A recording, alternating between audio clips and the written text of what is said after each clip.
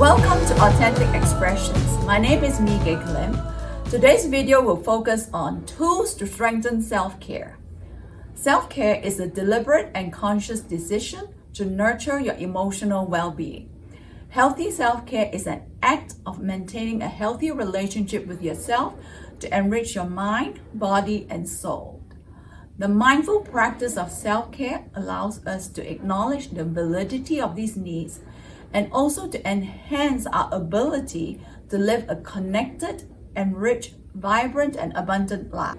Others will reap multiple benefits when we put forth conscious energy in reinvigorate and to renew ourselves. As humans, it is beneficial to recognize your human limitations and avoid spreading yourself too thin to meet societal or parental expectations. When we get enticed into performance pressure, have the tendency to add more to our plate than we humanly can handle, we set ourselves up for burnout or compassion fatigue. It helps us to eliminate self-sacrificial attitude and constantly hold ourselves hostage to the request and schedule of others.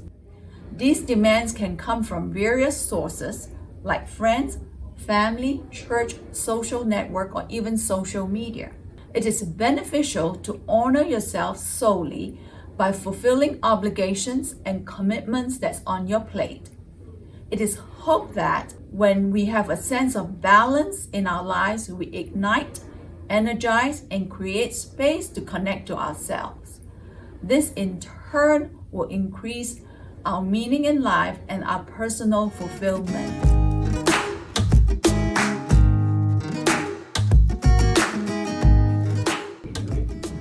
Today, we are very pleased to have some clinicians who's going to share with us some healthy self-care practices.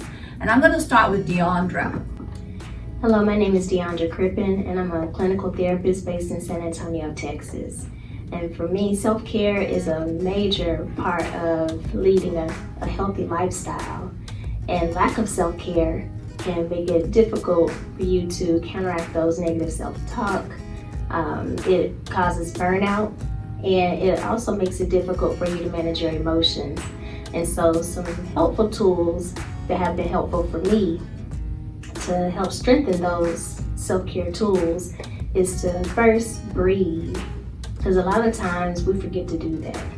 And so one of the grounding exercises that's really important to me and that's been helpful for me is putting my feet flat on the floor, placing one hand on my chest and one hand on my abdomen, and taking deep breaths in through my nose and breathing back out through my mouth. And that helps me to be mindful of my breath. And the other tool that has been helpful for me is journaling. And that could be picture journaling, you can do bullet statements, whatever works for you. Because everybody doesn't like to just flat out write. But I love to journal because it allows me an opportunity to get those thoughts out of my head that continue to play on repeat over and over again. And I can do it without having to filter those thoughts. I'm Iris Teasley. I'm one of the therapists in the San Antonio region. I want to share with you some tools that I use to strengthen my self-care of my mind, my body, and my spirit. I look for ways just to bring simple joy to my life. I take the time for myself daily. I pay attention to how I'm feeling emotionally as well as physically, and I address those things that need to be looked at. I will catch myself if I'm focusing too much on negative aspects of my life, and then I refocus to something that's positive. I spend time listening to uplifting music, reading and listening to books, reading and writing poetry from things that I find affirming and inspiring. I take time to journal, and currently I'm taking the time to write my own story. And from that, I've gained insights that have helped me see myself in different ways. I walk to clear my head, and I'm very conscious of my self-talk. And when I'm being too negative, and I know I need to refocus that or eliminate that from my thinking, I listen to my language and I take responsibility for what I say and what I do. And sometimes I may need to just ask forgiveness from the person if I was rude. I see a therapist to remind myself that I'm only responsible for me, but I can influence others. I take time to read scripture, pray, and use encouragement from the word and from others that I know believe in me and that I trust. I would say I try new things like painting, just playing with the paint, or old things like coloring in a coloring book. Those things help relax me. I get sleep to rejuvenate myself. And I just would say for me, remember to nurture your mind, your body, and your spirit, and take care of each, because it's so important to your self-care. Hello, my name is Michael Sahini. I'm a mental health therapist in San Antonio.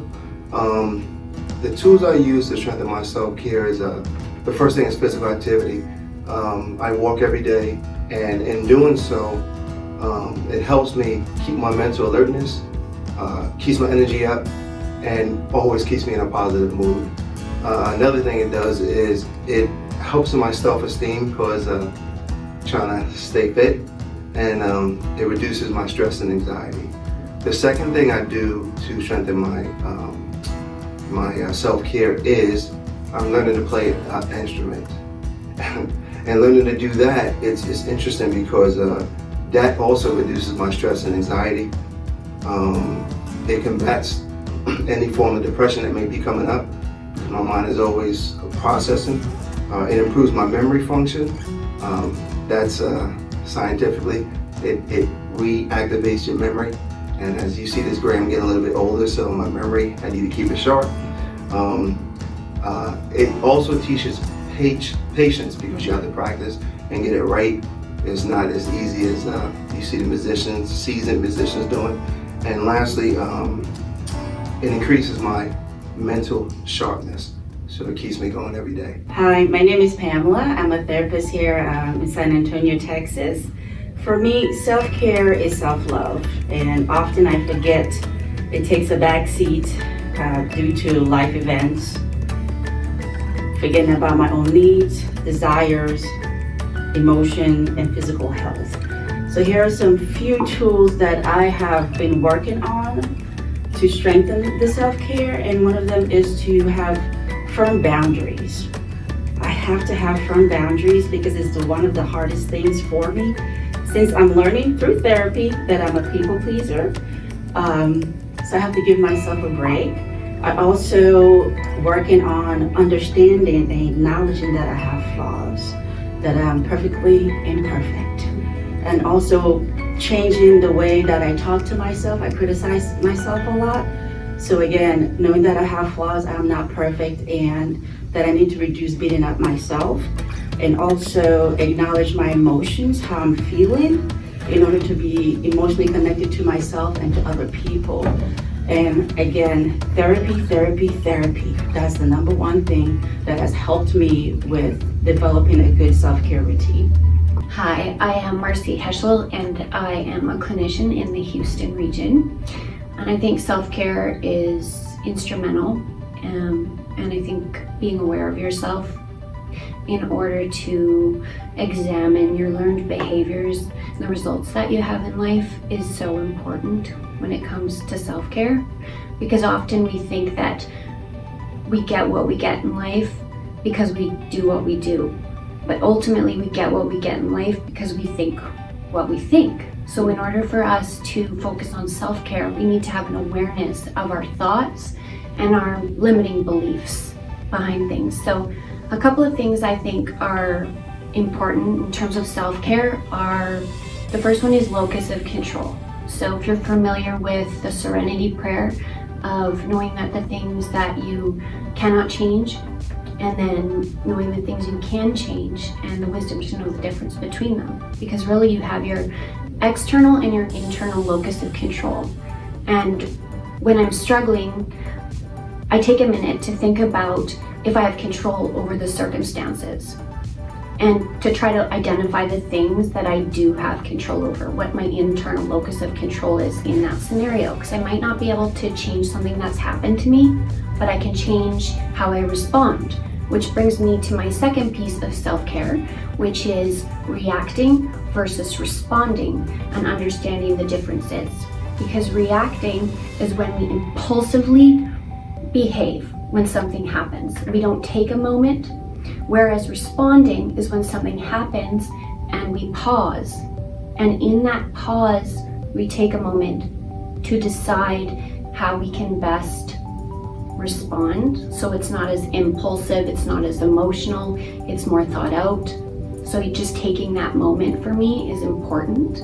I think that pause is incredibly key for my self-care. Thank you.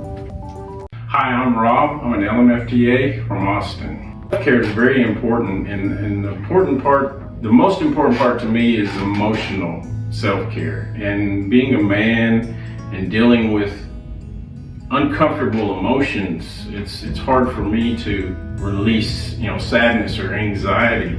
So I've developed a way to get rid of this anxiety emotionally. I spend a lot of time with my wife talking, and I think releasing that emotional, buildup with somebody close to you, a personal friend, or even a pet. I spend a lot of time talking to my cat, and there's evidence that shows talking to a pet or having a pet does a lot of good for emotions. So as a man, it's easier for me to release my emotions to a close relative, a partner, or to my cat. And it's very important that you do that, because if you let it build up, then you're a walking stick of lit dynamite, just looking for something to blow up at. So it's important that you release this to someone that you care about and that cares about you, even if it is a cat. In closing, make it your responsibility, your focus, your priority to mindfully practice self-care in order that you may live a meaningful, balanced, enriched, vibrant, and abundant life. I'm going to close with 2 closing quotes. The first is from Christy Lane. Caring for your body, mind, and spirit is your greatest and grandest responsibility. It's about listening to the needs of your soul and then honoring them. Another quote by Susan Berry is, with every act of self-care, your authentic self gets stronger and the critical, fearful mind gets weaker. Every act of self-care is a powerful declaration.